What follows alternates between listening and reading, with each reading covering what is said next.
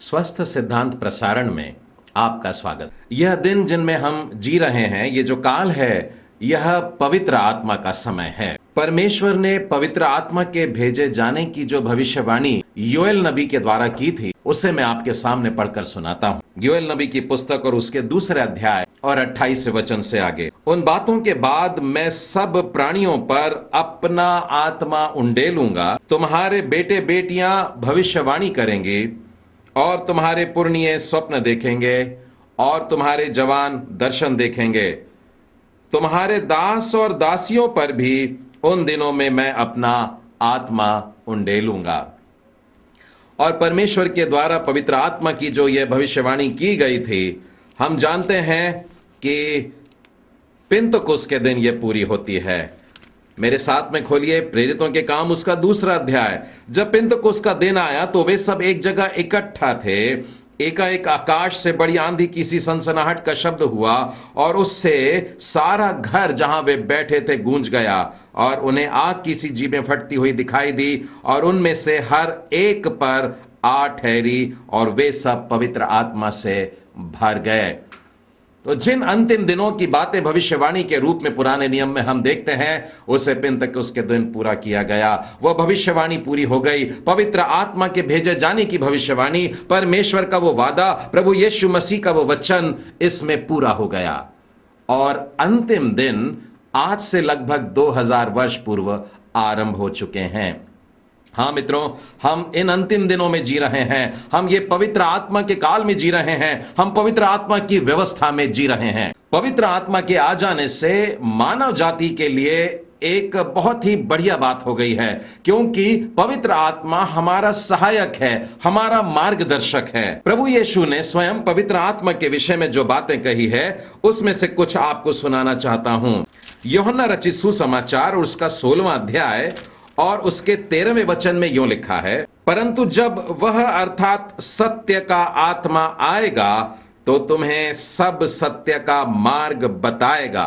पवित्र आत्मा को प्रभु यीशु ने जो नाम दिया है वो लिखा है सत्य का आत्मा। और जब वो आएगा तो वो हमें क्या बताएगा?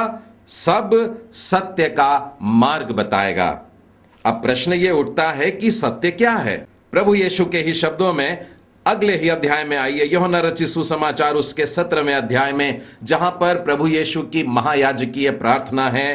क्रूस पर जाने से पूर्व प्रभु यीशु पिता से प्रार्थना कर रहे हैं और उसी प्रार्थना के मध्य भाग में 17वें अध्याय के 17वें वचन में हम पाते हैं, सत्य के द्वारा उन्हें पवित्र कर, तेरा वचन सत्य है। अर्थात परमेश्वर का जो वचन है यह सत्य वचन है। मेरे मित्रों, बाइबल ने स्वयं बाइबल को ही इसी प्रकार का नाम दिया है कि सत्य का वचन है। उनमें से कुछ वचन आपके सामने पढ़कर बताना चाहता हूं।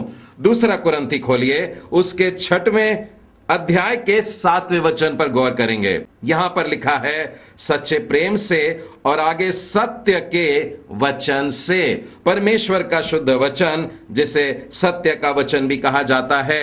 एक और वचन खोलिएगा, इसे मिलता है हमें दूसरा तिमोथेयुस और उसका दूसरा अध्याय और उसके 15वें वचन में, अपने आप को परमेश्वर का ग्रहण योग्य और ऐसा काम करने वाला ठहराने का प्रयत्न कर जो लज्जित होने न पाए और जो सत्य के वचन को ठीक रीति से काम में लाता हो। परमेश्वर के वचन को जो दूसरा नाम दिया गया है वो है सत्य का वचन। मेरे मित्रों, ये वचन सत्य है। और अगर सत्य क्या है कोई पूछता है तो आप बेधड़क होकर कह सकते हैं परमेश्वर का वचन सत्य है, बाइबल सत्य है।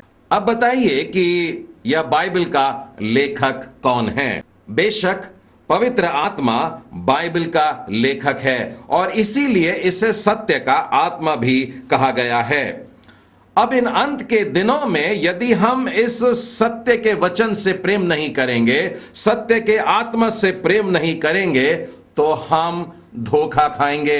अगर हम सत्य को पकड़कर नहीं रहते हैं तो झूठ हमें घेरने लगता है। यदि हम इस सत्य को थामे नहीं रहेंगे तो झूठ हमें खींच करके ले जा लेगा।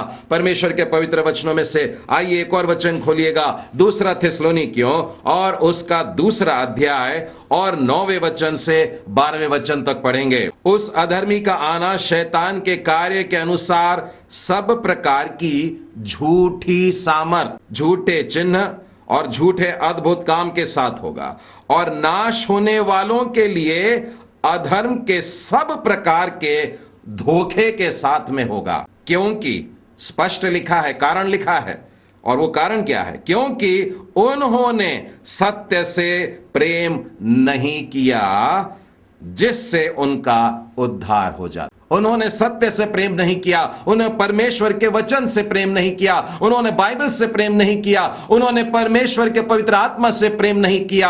अब वो धोखा खा रहे हैं, उस झूठ बोलने वाले से धोखा खा रहे हैं, उस झूठ के पिता से धोखा खा रहे हैं, उस झूठे सामर्थ के कामों से झूठा धोखा खा रहे हैं, और वो अद्भुत काम जो झूठ करके दिखा रहा है उन सब के धोखे में ये फंस जा रहे हैं। लिखा है क्योंकि इन्होंने सत्य से प्रेम नहीं किया है। 11वें वचन में देखिए मित्रों, लिखा है बड़े स्पष्ट शब्दों में, इसी कारण परमेश्वर उनमें एक भटका देने वाली सामर्थ को भेजेगा कि वे झूठ की प्रतीति करें, ताकि जितने लोग सत्य की प्रतीति नहीं करते वरन अधर्म से प्रसन्न होते हैं वे सब दंड पाएं। यदि हम सत्य को, सत्य के वचन को, सत्य के आत्मा को थामे नहीं रहते हैं, शैतान के द्वारा धोखे में पड़ जाएंगे और उसी में गिर जाएंगे। और लिखा है आगे चलकर ये धोखा हमें उस दंड के अधीन कर डालेगा जो परमेश्वर उसके उस भटका देने वाली सामर्थ के द्वारा भेजता है जो सत्य से प्रेम नहीं करते हैं। मेरे मित्रों, आज संसार में यही बात हमें चारों ओर दिखाई दे रही है। लोग सत्य को छोड़ करके झूठ के पीछे भाग रहे हैं। अब सत्य लोगों को पसंद नहीं आता, सत्य की कड़वाहट लोगों को पसंद नहीं आती है, असत्य की मिठास अच्छी लगती है। झूठ में बड़ा मनोरम सा नजर आता है और वे झूठ के पीछे चलने लगते हैं। और जब लोग सुधरने से इनकार करते हैं, लोग जब डांट को अच्छा नहीं समझते हैं, लोग जब सुधारने वाली शिक्षा से दूर भागते हैं और वो लुभाने वाले संदेशों को सुनना चाहते हैं,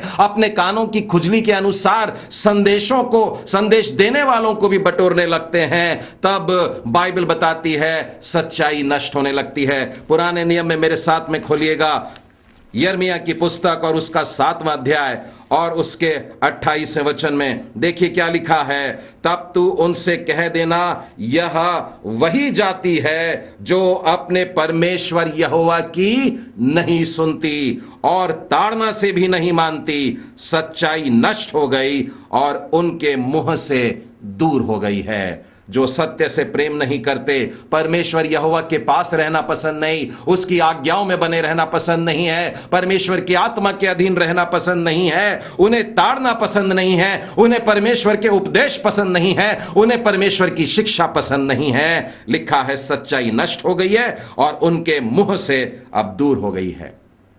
मेरे मित्रों, यह प्रसारण परमेश्वर के लोगों को फिर से एक बार सत्य के पास लाने के लिए प्रयत्न कर रहा है।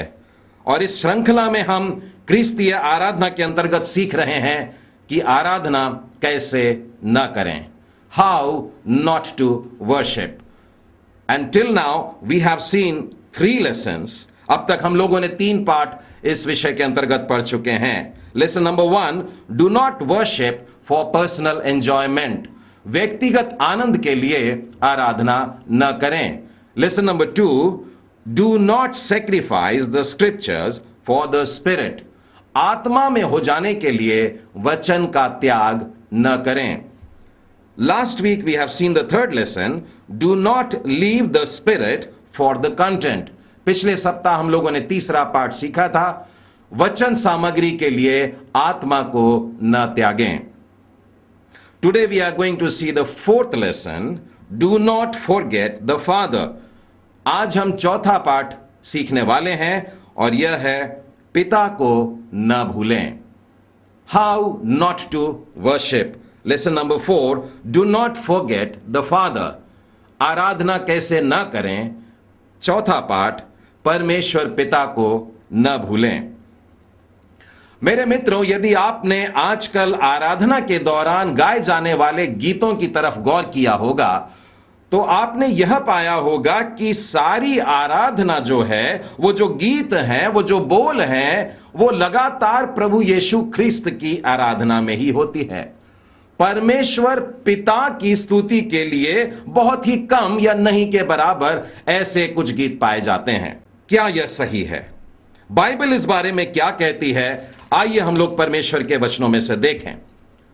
यदि हम बाइबल अध्ययन करते हैं तो हम पाते हैं कि वह पुत्र नहीं परंतु पिता है जो आराधकों को ढूंढ रहा है।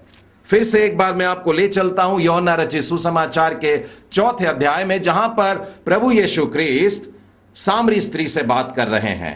और यहां पर मैं आपको 23वें वचन में से बताता हूं, जहां पर प्रभु यीशु कह रहे हैं, वो समय आता है, वरन अब भी है, जिसमें सच्चे भक्त पिता की आराधना आत्मा और सच्चाई से करेंगे, क्योंकि पिता अपने लिए ऐसे ही आराधकों को ढूंढता है।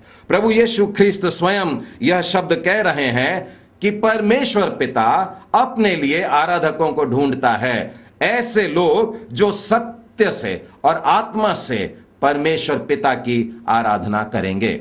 मेरे मित्रों, पूरी बाइबल लगातार इस ही सत्य को प्रकट कर रही है कि हमारी आराधना परमेश्वर पिता के लिए होनी चाहिए। मेरे साथ में कुछ वचन की तरफ हम गौर करेंगे। आइए खोलते हैं बाइबल में फिलिपियों के नाम पौलुस प्रेरित की पत्री, उसका 3 अध्याय और उसका 3 वचन। लिखा है, क्योंकि खतना वाले तो हम ही हैं जो परमेश्वर के आत्मा की अगुवाई से उपासना करते हैं और मसीह यीशु पर घमंड करते हैं और शरीर पर भरोसा नहीं रखते। यह वचन कह रहा है कि हम परमेश्वर की आराधना करते हैं। कैसे करते हैं? तो पवित्र आत्मा की सहायता से करते हैं। और किसमें होकर? तो प्रभु यीशु मसीह में गर्व महसूस करके हम यह आराधना करते हैं। फिर से देखिएगा, गौर करिएगा इस वचन की तरफ कि हम परमेश्वर की आराधना कर रहे हैं, पवित्र आत्मा की सहायता से कर रहे हैं और प्रभु यीशु में गर्व महसूस करके इस बात को कर रहे हैं। हमें परमेश्वर पिता की आराधना करना है। एक और वचन आप लोगों के सामने रखना चाहता हूं। यह हमको मिलता है कुलूसियों की पत्री और उसका 1 अध्याय और उसके 3 वचन में, हम तुम्हारे लिए नित्य प्रार्थना करके अपने प्रभु यीशु मसीह के पिता अर्थात परमेश्वर का धन्यवाद करते हैं। यहां पर भी लिखा है कि हम परमेश्वर का, कौन परमेश्वर का? जो प्रभु यीशु मसीह का पिता है, उसकी ओर संबोधन करके कर रहे हैं। एक और वचन देखिएगा, याकूब की पत्री और उसका 3 अध्याय और उसके 9वें वचन में, इसी से हम प्रभु और पिता की स्तुति करते हैं। इसी से हम परमेश्वर पिता की स्तुति करते हैं। हम अपनी आराधना में परमेश्वर का नाम ऊंचा उठाते हैं। अब प्रश्न यह उठता है कि आराधना में अगर हम परमेश्वर पिता की आराधना कर रहे हैं तो फिर प्रभु यीशु कहां है? फिर एक बार निकालिएगा इफिसियों के नाम पौलुस प्रेरित की पत्री और उसका 5वां अध्याय और इसके 20वें वचन को पढ़कर बता रहा हूं। और सदा सब बातों के लिए हमारे प्रभु यीशु मसीह के नाम से परमेश्वर पिता का धन्यवाद करते रहो। प्रभु यीशु मसीह के नाम से करना है और परमेश्वर पिता को करना है। हमें आराधना परमेश्वर पिता की करनी है, परमेश्वर को धन्यवाद देना है और ये दोनों कार्य हम प्रभु यीशु मसीह के नाम में करते हैं। एक महत्वपूर्ण नियम आप लोगों को बताना चाहता हूं मेरे मित्रों। यदि हम कोई सा भी सिद्धांत बनाना चाहते हैं तो केवल तब उसे स्थापित करिएगा जब पवित्र शास्त्र लगातार उसे स्पष्ट बता रहा है, दिखा रहा है, और जब ऐसा कुछ सिखाता है तो ही ऐसा कोई सिद्धांत बनाएं।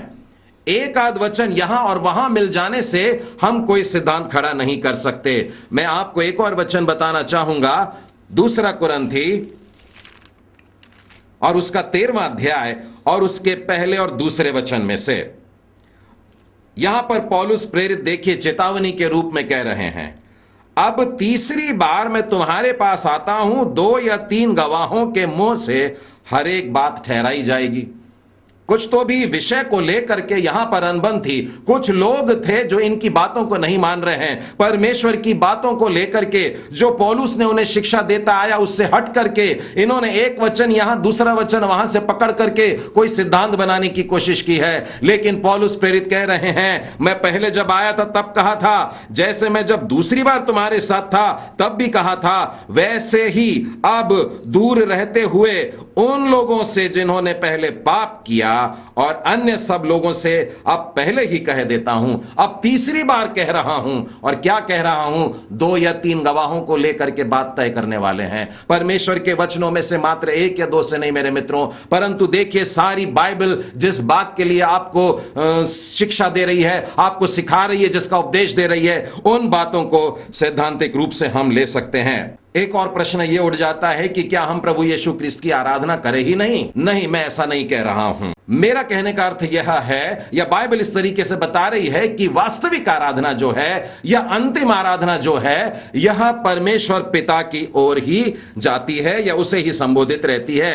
मैं 2-3 वचन आपको बताऊंगा तो यह बात एकदम स्पष्ट हो जाएगी। मेरे साथ में खोलिएगा फिलिपियों के नाम पौलुस प्रेरित की पत्री और उसका 2रा अध्याय और उसके 9वें वचन से 11वें वचन तक देखिए। इस कारण परमेश्वर ने उसको अति महान भी किया और उसको वह नाम दिया जो सब नामों में श्रेष्ठ है।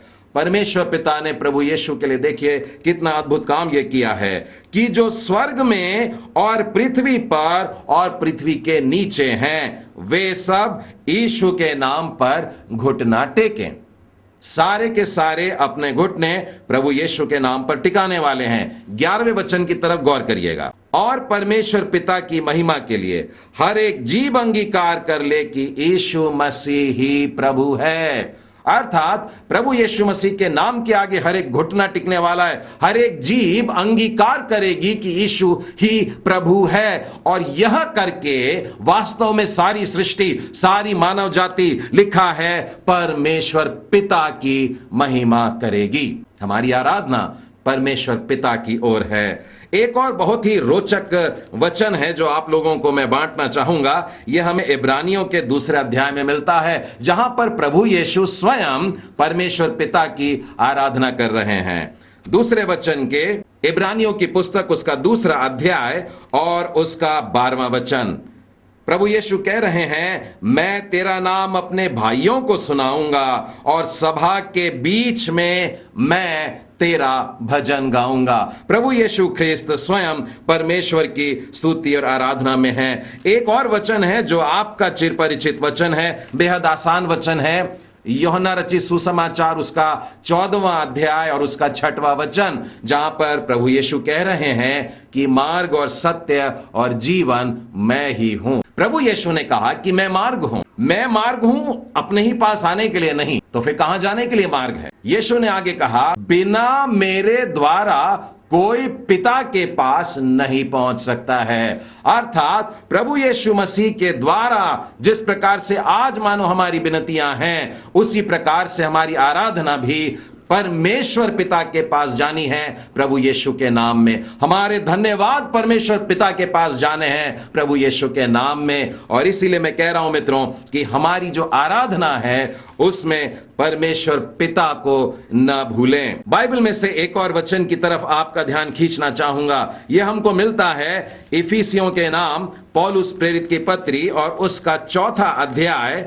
और उसके 4थे वचन से आगे। यहां पर हमको 7 बातें ऐसी मिलती हैं जो एकता के विषय में कह रही हैं। मैं एक एक करके आपको बता रहा हूं। इफिसियों के नाम पौलुस प्रेरित की पत्री 4था अध्याय।